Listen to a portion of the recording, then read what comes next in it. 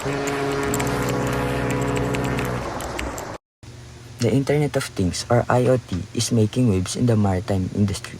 Simply put, it's about connecting devices like sensors and equipment to the internet so they can collect and share data in real time. On ships, IoT devices monitor things like engine performance, fuel consumption, weather conditions, and cargo status. This helps the crew detect problems early and maintenance and optimize fuel use, all which saves time and money.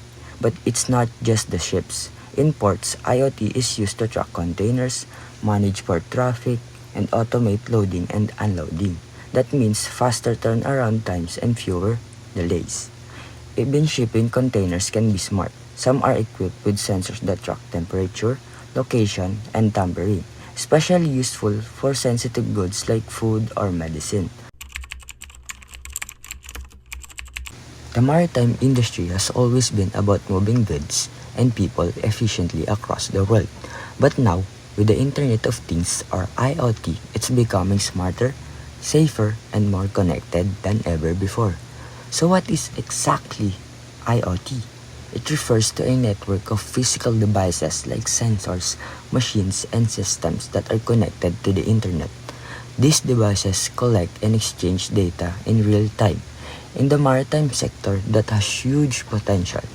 Let's start on board ships. IoT sensors can monitor the performance of engines, fuel systems, generators, navigation equipments, and a lot more. For example, if a ship engine starts overheating, the system can alert the crew before it becomes a serious issue. This is known as predictive maintenance, fixing things before they break. It reduces downtime, cuts repair costs, and improves safety at sea. Another major application is fuel efficiency and route optimization.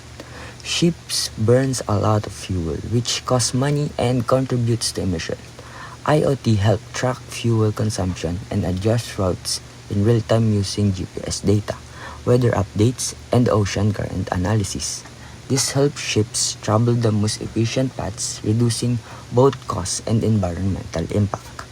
IoT is also revolutionizing cargo management.